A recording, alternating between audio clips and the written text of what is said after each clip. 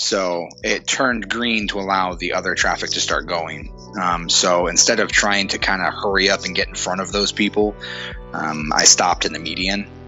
And to my left, at about 50 yards, is a turn that feeds into that roadway that there was somebody there that had the opposite idea. They saw the light turn green and sped up to try and beat that traffic, and didn't. I'm assuming she just didn't see me, parked in the median, and so she ran me right over with a Ford Expedition. Welcome to a new episode of The Ambitious Sloth, and this time I have another interview with Dennis McCormick, and this time he's explaining everything about his recovery from the accident back in 2015. So basically the whole process of how he, in the first place, how the accident happened, and then the whole recovery from the hospital he was in, from explaining actually what his injuries were, and then also in the end how he got through the physical and mental obstacles they were basically hindering him in continuing and getting back into the real life. And now seeing that he's back and having a job as a marketing director and a lovely wife and a nice life he likes to live, it's really great to see the whole development during that time. So before further introduction, I'd like to jump right into the podcast.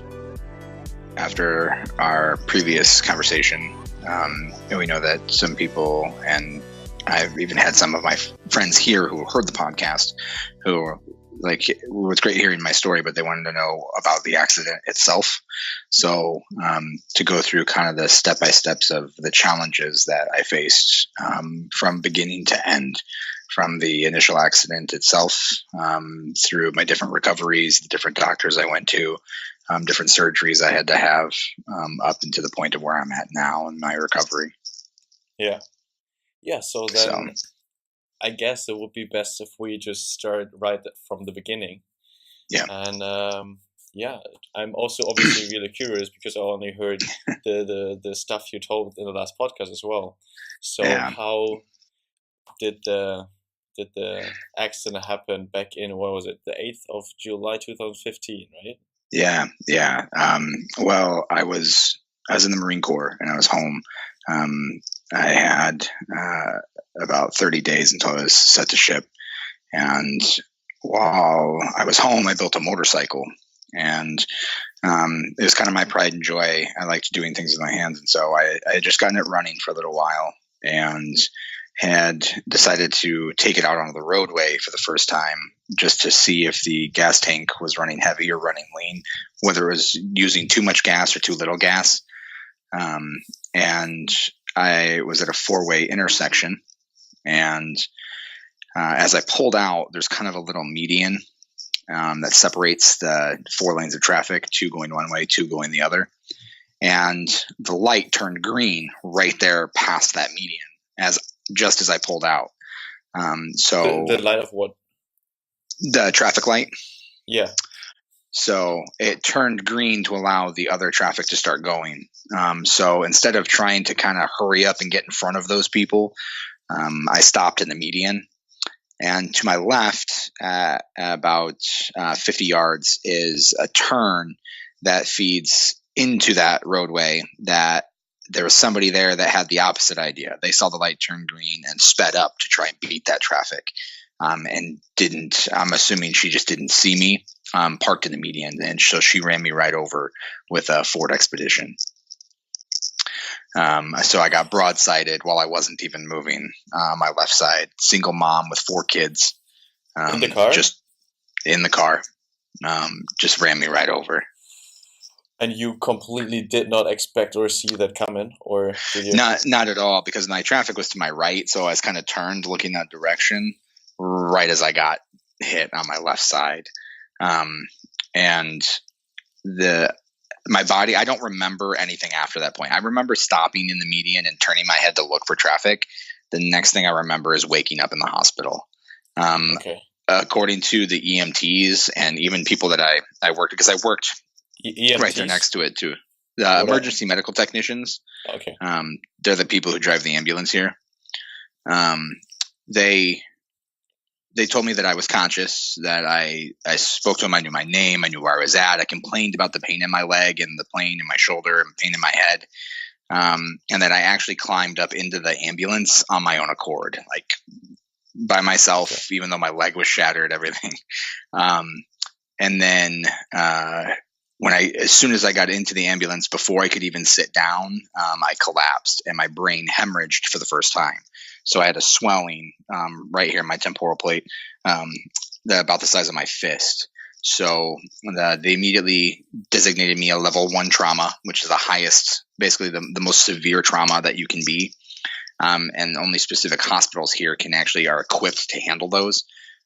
There's actually only 2 in all of the state of Illinois where I'm at. And luckily I was about 40 minutes from one in Maywood. So even though there's a hospital about 6 blocks around the corner from where my accident was, they weren't equipped to handle my type of injury. So I was taken to Loyola in Maywood. And upon arriving there, they had drained my first brain hemorrhage. They had stabilized my leg. And I had fallen into a coma. After they drained the first one, I was good for about 2 hours, they said, before my brain hemorrhaged the second time. And this time, rather than just draining it, they went in and removed my skull.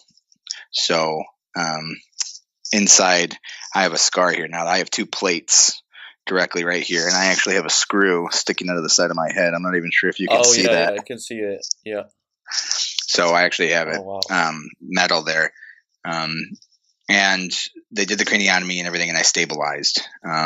They did meet my parents, or not my parents, I met my grandmother at the door of the hospital to tell her that they would like to bring a chaplain in to give me my last rites since I was Catholic, because they didn't think I was going to live. But somehow... Sorry to interrupt, but yeah. So you were lying in the hospital, and they got you how do you call it, the chaplain? A chaplain, yeah. To read you my religious last rites, because they didn't think I was going to survive. Okay, so they were that serious that you are in the Correct. next hours or the next day you probably correct. After about 3 days, I stabilized out, and they actually decided that if anything was going to be done about my other injuries, then was the time. They had stopped some bleeding. I had a deflated lung. They had reinflated my lung. I was breathing on my own again. And the whole surgeries that I had to do, they said, well, either he's going to have them now and not survive, or if we don't do them, he's still not going to survive either way. So let's at least give him a chance. So they went ahead and put a rod down my entire leg. So from the top of my hip all the way down to my shin, I had a rod that stabilized it. And then they went in and put pins all the way down my leg with a scaffolding to hold it all together. For those who want to watch the YouTube video, I try to put it also in the picture so they can see it. So for those who are listening to the podcast, I put it also on YouTube. And if we want to see the pictures as well, they're hopefully popping up somewhere on the screen. So to make it more visual as well, to understand what actually happened to Dennis. Yeah. So there, you'll see the scaffolding. That's how I had to lift my leg. Actually, that black external fixator, I actually had to grab it and lift it. And that's how I had to move my leg around. But did it hurt when you? No, because you didn't have any flexion. It was so stabilized. So those rods are actually screwed into your bone. So they're a part of it. So there's no tug at all. It's all one piece. It's almost another part of your body. And when they did that surgery, I had a shattered clavicle too. I have a plate all in here as well that they had to screw in. So they did both of those surgeries at the same time. They did my leg and my shoulder. And then after about 3 days of recovery from that, they came in and showed me how to, I had to take blood thinners. So they're little injections. They're only about this big, and you have to stab yourself basically around the belly button twice a day. And they used to come in and they would be like, all right, hold on, take a breath. And they'd prick me with it over and over. And I finally got to the point where I just told them that can I just do it myself? And I was a volunteer firefighter at one point. So I have medical training, at least in some aspect. And I had shallow medical training in the Marine Corps. So I said, okay, I'll just do it myself. At least then I can anticipate it and know when it's going to come, and I can tell what part of my stomach hurts from being poked too many times, and make sure that I don't bruise places more than it needs to. Yeah. So then they came in and gave me my injections, and there's a nurse named Q is what he went by. I apologize, my phone's running low on battery. But he came in, showed me how to do the injections and let me do it. And he would just watch me once and said that it looked like I knew what I do. And so from then on, he would just come in and bring me my medications and my injections each day and just hand them off to me. And he'd leave me alone. I just do what I needed to. And then after about a month, I was moved to a general care area and was given some, I guess, general workouts, if you want to call it that. They're physical therapy that I had to do with. So you went for like basically 1 month on the intensive care station, and with all the surgery and with the rods in your leg and with the scaffolding there. Yeah. This just took a month. I'm just that was about a month of ICU. And then I was moved to the general care within the same hospital. I literally moved like 4 bedrooms down. It was like I was right at the wing door. So then from there, I would go to the basement of the hospital with help. They would wheel me, actually in my hospital bed, they'd wheel me down through an elevator to a physical therapy area in the basement.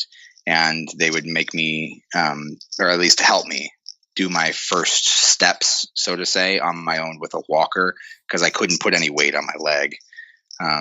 And so I had to take what kind of new outlook I had on life and how I was going to be able to maneuver around it. I couldn't just walk up and down the stairs anymore. I was going to have to worry about how am I going to maneuver with a walker that's got these 4 legs and this. I've got to be able to fold it and collapse it and somehow be able to still keep my balance without stepping on my leg and doing any more damage to it. So I was only there for about a week before I was transferred to RIC. It's the Rehab Institute of Chicago. It's about 3 blocks away from Northwestern in downtown Chicago, Northwestern Hospital. And I was taken to the 8th floor there, where it is all brain or traumatic brain injury unit. There were, I think there's 46 or 48 individuals on that floor, and that had a traumatic brain injury. And out of all those, there was only 2 of us who were verbal. Were even able to talk because the extensive of the brain injuries. You normally, like I said, I was in a coma and I had the 2 brain hemorrhages. I shouldn't have survived, let alone be able to be articulate. So there was only one other guy. His name was Danny. I used to call him Stick Shift Danny because he drove a stick shift car. That's what got him in his accident. But he and I were the only 2 vocal people at all on that floor. So I was really blessed. And that is kind of where the journey of recovery started to begin. First, it was all surgeries and trying to save my life and getting out of a coma. And then now, once I got to this rehab facility, that's where kind of my journey of getting to the point of where I am today started. Okay. So I will tell you this. My phone is at 5%. I didn't even realize that. So my phone is probably going to die on you. Yeah. Is there another day that I can continue for you? Now that I did the entry line. This is my project. The entry line is done. We can go over the rehab facility next, and then we'll go over my move to my aunt's and living with family on the first floor is the third one. Then we can go to my recovery after on my own when I lived on my own as a 4th if you want. We can do it in stages. We'll make it a book. All right, that's good idea. No, yeah, let's obviously continue. Just like such an incredible story. I would love to hear more. Thank you for listening to this episode with Dennis McCormick, the first part of his recovery series. And there are going to be 2 more parts, which you can listen out right afterwards. And I hope you got something out of this episode already and get some new perspectives, maybe some new insights you can also use for your own life. And yeah, I would like to get some feedback from your perspective on this podcast. So if you want to shoot me a message or let me know on other ways some feedback, I always really appreciate it. And you can also check out the Patreon page if you would like to. Obviously, The Ambitious Sloth.